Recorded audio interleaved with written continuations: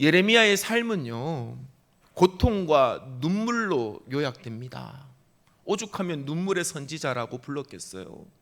예레미야의 삶은요, 딱 두 가지의 키워드로 요약이 되어 고통과 눈물. 사실 그는요, 아주 평안한 제사장의 삶을 살 수 있었습니다.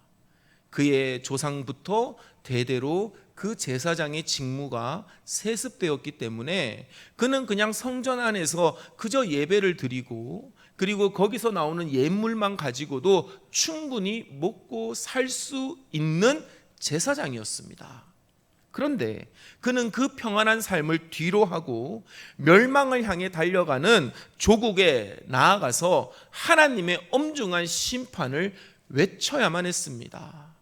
사랑하는 우리 대화교회 교회 여러분, 복 받으세요라는 얘기를 좋아하지, 여러분 하나님 말씀 안 들으면 저주받습니다, 심판받습니다, 지옥 떨어집니다, 이런 얘기 누가 듣기를 좋아합니까? 근데 예레미야는 조국의 멸망 앞에서 하나님의 심판을 선포했다라는 것입니다. 그런데 여러분, 이 길은요, 결코 예레미야 그가 원했던 삶이 아니었습니다. 자기는 원하지 않았어요. 그러나 철저하게 하나님이 그를 불러내셨습니다. 하나님은 예레미야를 안전하고 익숙한 울타리에서 끌어내셔서 갈등과 고난이 예고된 위험이 가득한 세상 한복판으로 밀어 넣으신 것입니다. 여러분, 이러한 하나님의 부르심 좀 모질고 가혹하다라는 생각 들지 않습니까? 참 하나님 모질시다, 하나님 참 가혹하시다. 우리가 오후에 요나를 보잖아요. 요나도 참 고집스럽지만 하나님도 끝까지 요나를 그 니느웨 성읍에 들어가서 회개를 선포하게 하시는 모습 보면서 참 하나님도 참 가혹하시다라는 생각이 듭니다. 그러면 우리는 여기서 의문점을 가지죠. 왜 하나님은 우리의 의사를 묻지 않고 예레미야와 요나와 우리 같은 우리 인간의 의사를 묻지 아니하시고 우리의 안위와 상관없이 그 험난한 길로 우리를 밀어 넣으시는 것일까요? 여러분, 성도들의 삶도 그렇지 않습니까? 여러분, 그런 마음들이 있잖아요. 내가 진짜 교회만 안 다녔으면, 내가 정말 예수만 안 믿었으면 저것들 다 뒤집어 엎어버릴 건데, 그런 마음들이 있잖아요. 그런데 예수를 믿는다는 이유로, 교회를 다닌다는 이유로, 내가 하나님의 백성, 거룩한 자녀라는 이유로 여러분, 우리가 그 모진 세월을 견디고 참아냈던 그때가 있지 않습니까? 그렇다고 왜 하나님은 우리를 이렇게 몰고 가시는 것일까요? 하나님의 선택이 일방적으로 느껴지는 이유는, 가장 큰 이유는 우리가 미처 예상하지 못했기 때문에 그렇습니다. 만약 우리가 하나님의 이 선택, 하나님의 이 부르심을 예상할 수만 있었더라면 우리는요, 이 하나님의 선택이 일방적인 것이 아니라 이미 우리를 염두에 두시고 더불어 오랜 시간 준비해온 결과였음을 알게 될 것입니다. 그렇다면 왜 우리는 그 하나님의 계획을 미리 예상하지 못할까요? 가장 큰 이유는 우리의 알미, 우리의 지식이, 우리의 지혜가 하나님의 수준에 미치지 못하기 때문에 그렇습니다. 더 구체적으로 말해서 우리는 죄로 인해 고통 가운데 생명을 잉태하는 형벌로 인해서 우리의 인지 능력은 철저하게 이 세상에 매여 있다라는 것이에요. 아담과 하와가 저주를 받아서 그들이 에덴 동산에 쫓겨나면서 하나님이 그들에게 했던 말이 무엇입니까? 너희는 수고로 노동을 해야 너희들의 먹을 것을 얻을 수 있고 너희들은 고통 가운데 생명을 잉태해야 된다. 여러분, 이것이요, 우리가 하나님으로부터 떠난 결과 우리의 삶의 가장 큰 화두가 된 것입니다. 지금도 그렇지 않습니까? 여러분, 먹고 사는 문제, 거기에 우리는 골몰합니다. 여러분, 배 아파서 낳은 그 자식들을 어떻게 키울지, 어떻게 건사할지, 어떻게 가정을 꾸려나가게 할지, 여러분, 그것이 우리의 고민입니다. 우리는 거기에 모든 생각과 거기에 모든 경험이 집중된 나머지 하나님이 우리를 염두에 두시고 예비해 두신 그 계획을 깨닫지 못하는 것이에요. 알려고도 하지 않고 알 수도 없습니다. 그러나 여러분, 하나님은 우리의 차원을 넘어서는 분이심을 믿으시기를 주의 이름으로 간절히 당부합니다. 이 세상이 창조되기 이전부터 하나님은 계셨습니다. 이 세상이 소멸될지라도 하나님은 소멸되지 아니하십니다. 그러니까 우리를 향한 하나님의 계획을 알 수 있는 지혜는 결코 우리에게 있지 않습니다. 우리는 겨우 이 세상의 고통 중에 태어난 순간부터 생존하기 위해 필요한 지혜와 지식이 전부인 것입니다. 그러나 하나님은 이 세상의 시작과 그 끝을 이미 알고 계시고 우리의 지식, 우리의 지혜, 우리의 알을 확장시켜 주셔서 하나님께서 우리를 창조하신 그 목적을 분명히 밝혀주신 줄로 믿는 저와 여러분이 되기를 주의 이름으로 간절히 축원합니다. 그렇기 때문에 성도는 달라야만 합니다. 여러분, 성도는 달라야만 합니다. 성도는요, 먹고 사는 문제에 점착해서 거기에 대한 경험과 기술만 지혜와 지식으로 자랑할 것이 아니라 예수 그리스도의 십자가의 보혈로 말미암아 그 찢어진 휘장 사이로 나온 하나님의 놀라운 우리를 향한 계획을 깨닫고 실천하는 거룩한 주의 백성임을 믿으시기를 주의 이름으로 간절히 축원합니다. 우리는 이 사실을 오늘 본문 5절 속에서 세 가지 동사를 통해서 확인할 수 있습니다. 여러분, 펜 있으신 분들은 펜을 들고 이 5절 말씀에 여러분 동그라미를 한번 쳐보시기 바랍니다. 우리 5절 말씀 한번 같이 읽어볼까요? 5절 말씀 함께 읽겠습니다. 시작. 내가 너를 모태에 짓기 전에 너를 알았고 내가 배에서 나오기 전에 너를 성별하였고 너를 여러 나라의 선지자로 세웠노라 하시기로. 아멘. 알았다, 성별했다, 세웠다. 여러분, 이 부분에 동그라미를 치시기 바랍니다. 이것이 우리가 그냥 세상 사람들이 아니라 우리가 성도로서 하나님의 그 계획을 알아나가는, 확장되어져가는 과정을 우리가 발견하게 되는 것입니다. 먼저 우리를 하나님은 모태에서 짓기 전에 아셨다라고 말씀하십니다. 여기서 알았다라는 이 히브리어 단어는요, 그저 단순한 알미 아닙니다. 단순한 알미 아니라 깊고 인격적이고 친밀한 관계적 알을 의미하는 것입니다. 예를 들어서 제가 오늘 설교 준비하기 전부터 이미 결심했습니다. 오늘은 이분을 예를 들어야겠다. 제가 예를 들어서 제가 박정주 집사님을 안다라고 했을 때 그 알은 저분 우리 교회 출석하시는 분, 대덕사 올라가는 거기에 집 이쁘게 짓고 사시는 분. 이거는 그냥 정보적인 알미입니다. 그런데 제가 박정주 집사님과 관계가 더욱더 깊어지고 인격적인 교류가 이어지면서 내가 아는 박정주 집사님은 어떤 분인가? 젠틀하신 분, 사리 판단이 분명하신 분, 자기 일에 열심이신 분, 가족들을 끔찍히 사랑하시는 분, 특별히 아내의 말에 꼼짝 못하는 분. 여러분, 이 알은요, 관계적 깊이에서 이루어지는 알미라는 것입니다. 오늘 하나님이 알고 계신다는 그 지식은 무엇입니까? 그냥 너 안다, 네 이름 정도 안다, 그게 아닙니다. 내가 너와 깊은 인격적인 관계 속에서 너가 누군지를 알고 있다는 것이에요. 하나님과 우리 사이의 시간이 시작되기 전부터 존재했던 관계를 말하는 것입니다. 우리의 존재, 자질, 우리가 무엇을 이루었는가가 무관하게 하나님은 이미 우리를 당신의 사랑 안에서 알고 계십니다. 여러분, 이건 남자들은요, 저 역시도 남자니까 남자들은 잘 이해하지 못하는데 여자분들은요 기가 막히게 이해합니다. 왜? 결혼하는 순간부터 아직 태어나지 않았지만 내 안에서 나올 자식들을 이미 생각합니다. 그렇지 않아요? 아닙니까? 아니었어요? 갑자기 생겼어요? 그러면 안 돼요. 여러분, 여성들은요 결혼을 하고 아이를 가질 것을 기대하는 그 순간부터 이 아이에 대해서 어떻게 생겼는지도 모르지만 거기에 수많은 생각들을 의미를 부여합니다. 괜히 옷도 사고요, 괜히 이쁜 것만 보려고 하고요, 딸 낳고 싶으면 괜히 꽃사진 많이 찍고요, 그런 거예요. 여러분, 하나님의 알은 이것이라는 것입니다. 아직 이루어지지 않았지만 이루어질 것을 알고 계시는 것이에요.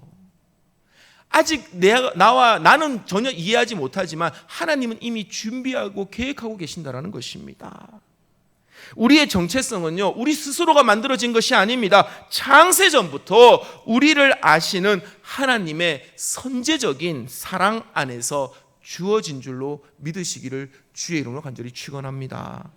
그렇기 때문에 이것이 왜 중요하냐? 우리의 참된 가치와 정체성은요, 태어나서부터 이루어지는 세상의 평가나 소유가 아니라는 것입니다. 우리의 참된 가치와 정체성은요, 하나님께서 우리를 어떻게 아시는가에 달려 있는 것이에요. 세상은 우리를 끊임없이 배경과 능력과 성과로 규정합니다. 금수저, 흙수저와 같은 냉혹한 잣대로 우리를 평가하고 줄을 세우죠. 그러니까 이미 태어나서 너는 얼마나 생존에 적합한 사람이니? 너는 얼마나 이 생존 경쟁에서 성공했니? 너는 얼마나 잘났니? 그것을 보고 사람들은 우리를 평가하지만 하나님은 그렇지 않습니다. 하나님이 우리를 귀하다고 말씀하시는 이유는 하나님이 우리를 깊이 알고 계시기 때문에 그런 것이에요. 우리의 가치는 여러분 스스로 쟁취하는 것이 아니라 우리를 지으신 창조주로부터 이미 부여받은 사실을 믿으시기를 주의 이름으로 간절히 축원합니다. 그렇지 않습니까? 여러분들의 자식들을 낳아가지고 아이들을 키워나가는데 때로는 공부 못할 수도 있어요. 때로는 개구장일 수도 있습니다. 그래서 때로는 성질이 나서 이놈 새끼 저놈 새끼 하기도 하지만 그래도 결국에 잘 때는 품고 엉덩이 도닥여주는 거, 그게 부모의 모습이지 않습니까? 하나님이 우리를 이렇게 사랑하시는 이유는 우리가 태어나서부터 잘했고 못했고가 아닙니다. 하나님이 이미 우리를 품어주셨기 때문에, 하나님이 이미 우리를 계획하셨기 때문에, 그 사랑 안에 우리를 포함시켜 주셨기 때문에 하나님은 우리를 가치 있게 여기시는 것입니다. 그러므로 세상이 우리에게 붙이는 꼬리표와 그로 인한 불안감으로부터 저와 여러분 자유로워지기를 주의 이름으로 간절히 축원합니다. 사업이 잘 될 수도 있고 안 될 수도 있습니다. 학업이 잘 진행될 수도 있고 못할 수도 있습니다. 여러분 뭐 잘 나갈 수도 있고 잘 못 나갈 수도 있어요. 그게 뭐가 중요합니까? 그것 때문에 왜 불안해합니까? 왜 염려합니까? 그것에 매여 사는 것이 아니라 우리를 자유롭게, 우리의 가치를 인정하시고 우리의 존재를 인정해 주신 하나님 앞에서 평안함을 누리게 되기를 주의 이름으로 간절히 축원합니다. 그렇기 때문에 스스로가 무가치하다 느껴지고 실패자처럼 여겨질 때 하나님은 내가 태어나기 전에도 나를 아셨다라는 이 분명한 진리를 붙드시기를 간절히 바랍니다. 여러분, 이것이 우리의 삶의 모든 것을 시작하는 근본적인 토대입니다. 세상 앞에서 우리의 가치를 증명하기 위하여 발버둥 치는 삶을 멈추시고 이미 나를 아시고 나를 사랑하시는 하나님의 시선 안에서 참된 안정과 자유를 누리며 살아가는 저와 여러분이 되기를 우리 주 예수 그리스도 이름으로 간절히 축원합니다. 정말로 중요한 거예요. 세상의 시선이 아닙니다. 하나님의 시선 안에서, 하나님이 주시는 그 은혜와 사랑 안에서 여러분 이 세상을 평안하게 살아나가셔야만 합니다. 두 번째로, 하나님은 우리가 이 어머니의 뱃속에서 나오기 전에 이미 성별하셨다라고 선언하십니다. 이 성별하다라고 번역된 히브리어의 원뜻은요, 여러분 거룩하게 구별하다, 하나님의 특별한 목적을 위하여 따로 떼어 놓다라는 의미입니다. 여러분 이 단어는 보통 어디에 사용되냐면 성전의 기물이나 혹은 제사장을 오직 하나님을 위해서만 사용하도록 구별하는 것과 같은 개념이었어요. 이것은 우리가 도덕적으로 우월하다는 뜻이 아니라 하나님의 특별한 계획을 위하여 우리가 하나님의 소유로 선택되었다라고 하는 정체성의 선언입니다. 여러분, 왜 하나님이 태초부터 우리를 알고 계십니까? 왜 하나님이 태초부터 우리를 알고 계시나요? 우리 각 사람에게 주신 하나님의 목적이 분명히 있기 때문에 그렇습니다. 여러분, 여러분에게 하나님이 여러분에게 부여하신 고유한 목적이 있음을 믿으시기를 주의 이름으로 간절히 축원합니다. 그렇기 때문에 하나님은 우리를 알고 계시는 것이에요. 우리는 우연히 태어난 존재가 아닙니다. 우리는 하나님의 위대한 이야기를 위해 의도적으로 구별된 존재라는 사실입니다. 이는 사람을 언제든 대체 가능한 부품이나 소모품으로 여기는 세상의 방식과 정면으로 대치됩니다. 여러분, 세상은 어떻습니까? 여러분, 세상은 잔혹합니다. 세상은요, 이 사람 아니어도 다른 사람을 대체품으로 쓸 수 있어요. 이 사람을 쓸 만큼 쓰고 버릴 수 있는 것, 이것이 세상의 모습입니다. 세상은 그렇기 때문에 능력이 없으면 가차없이 교체합니다. 기계처럼요, 부속처럼요. 제가 아주 노파심에 말씀드리는데 여러분, 성도된 자로서 특별히 사업체를 운영하시는 분들, 여러분, 사람을 그렇게 대하시면 안 됩니다. 그건 하나님이 기뻐하시는 모습이 아닙니다. 인격을 인격체로 존중하셔야만 합니다. 왜 그렇습니까? 그도 나도 하나님의 귀한 창조물이기 때문에 그렇습니다. 여러분, 하나님 나라에서 우리는 그 누구도 대신할 수 없는 유일하고 거룩한 자리로 하나님께 부름받았다라는 사실을 잊지 마시기를 주의 이름으로 간절히 축원합니다. 그렇다면 우리는 어떻게 성별된 자, 구별된 자로 살아갈 수 있습니까? 그것은 우리의 일상 속에서 하나님의 거룩한 목적을 의식하며 살아가는 것입니다. 사랑하는 성도 여러분, 저와 여러분이 귀한 이유, 하나님이 태초전, 창세전부터 우리를 기억하시고 알고 계시는 이유는 우리는 하나님의 거룩한 목적을 이루어 나갈 사람들이기 때문입니다. 그러니 하나님의 그 거룩한 목적을 잊지 마시고 늘 언제나 의식하며 살아가시기를 주의 이름으로 간절히 축원합니다. 여러분, 이것은 목회자나 선교사에게만 해당되는 것이 아닙니다.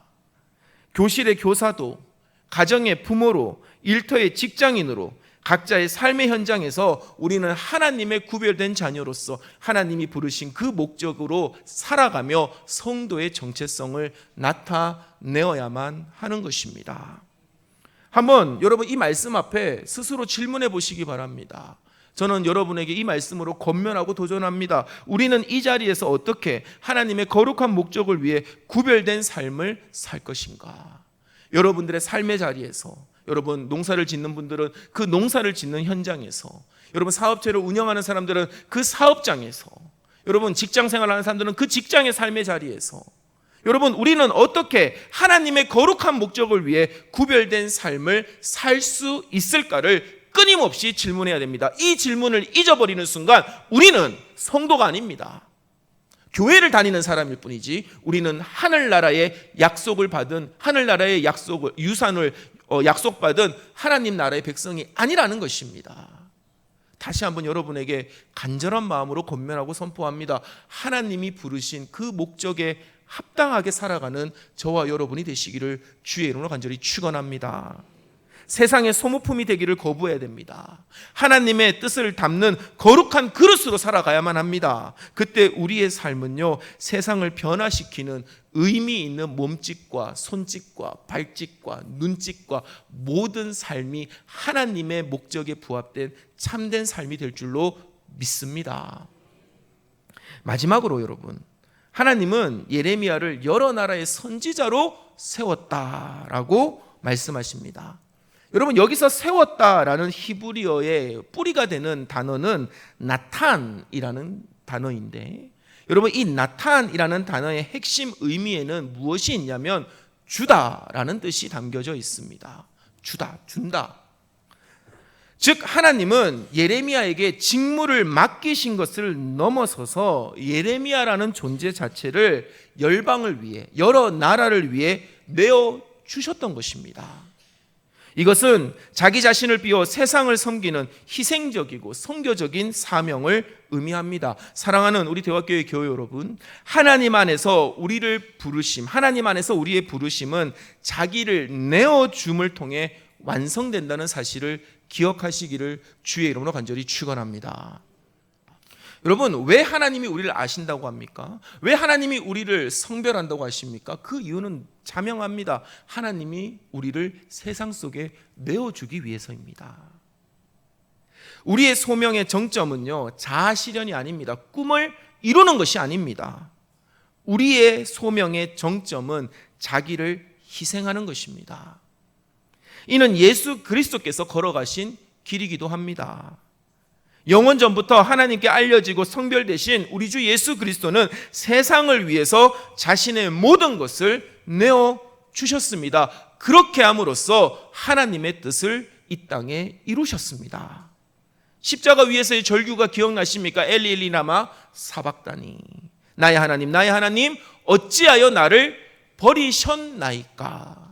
여러분, 이 절규는요 그저 고통과 눈물의 절규, 아픔의 절규가 아닙니다. 하나님이 나를 이 세상에 내어주셨습니다. 하나님의 뜻이 완성되었기 때문에, 하나님의 뜻을 완성하기 위해서 자신을 완전히 비워내신 자기 내어줌의 절정의 부르짖음이었다라는 것입니다.